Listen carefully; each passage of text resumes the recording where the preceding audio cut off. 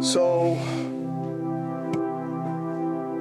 everybody talks about doing tshuva, the whole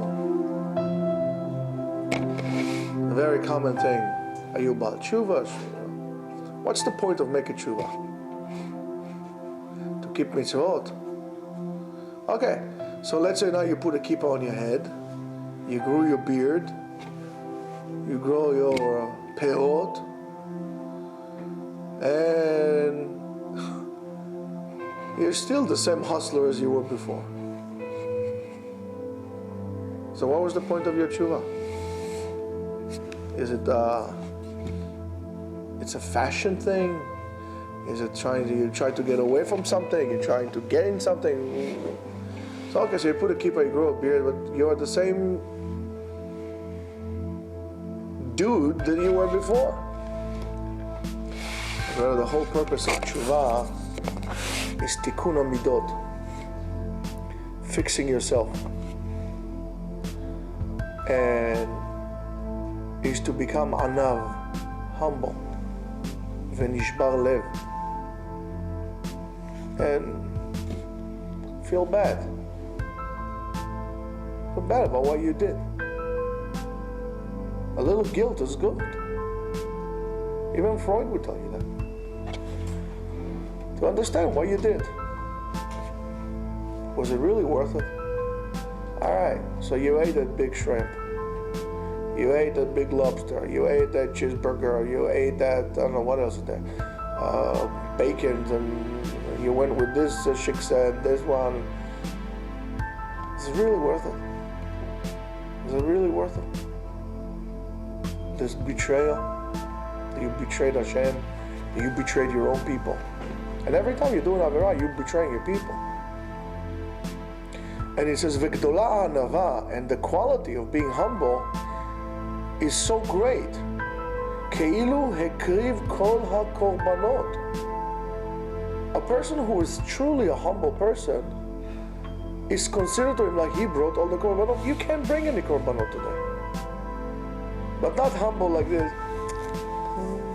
I'm so humble, thank you. I'm so humble. I don't know, who am I? But inside is, oh man, I say, Olam Haba, I'm humble. Hashem, you're me. We're not talking about that. This is not humble. It's hypocrisy. And a person who is truly humble becomes a merkava l'shchina, a chariot to the Shekhinah, to the divine. And humble means if somebody tells you, listen, you don't know, now you're going to sit down here and you're going to learn. And I don't care what you did in the past. I don't care who you were in the past. Right now, you don't know anything. You could be 50 years old and the guy who's teaching you could be 25 years old. And you're going to sit there and humbly keep your mouth shut and learn. Leave your ego outside, in the courtroom. Only when you reach this level, that's a person like this is Rabbi Akiva. Of course, you humble, you don't need to prove anything to anyone. It's not about proving. A person like this becomes a chariot for the tefillah. And now he says something scary. Ve'en tefilato nim'eset. His tefillah is not being rejected. Davar ma'us means repulsed by it. HaKadosh Baruch Hu does not want the tefillah of those who are hypocrites. Tefillah ma'usa. Achzirenu b'tshuva lefanecha. Chatanu, avinu, pashanu. When you ask him, I say, so listen, do you regret anything you did in the past? Nah, listen, it happened. What can I do? There's never regret. There's no charata.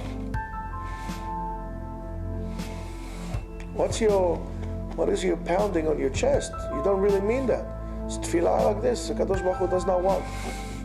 And Chazal said, ala anava, chaz v'shalom, if a person was nigzar alav mitah, if was sentenced to death, or mitat banim, chaz v'shalom, if the children, gzerato mitbatelet, v'nimchalim avonotav, and all your sins are being erased. Why?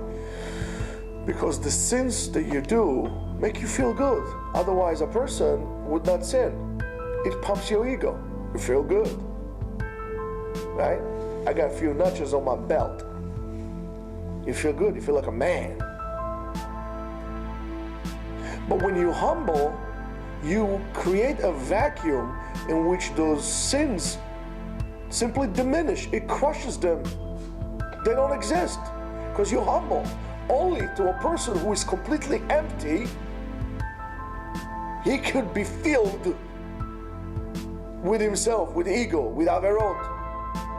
But if he's humble, there's no even emptiness. There is nothing. V'anachnu ma, and what are we? We're nothing. Therefore, there's no room for any avera to come in. So Mimele, his averot are wiped out.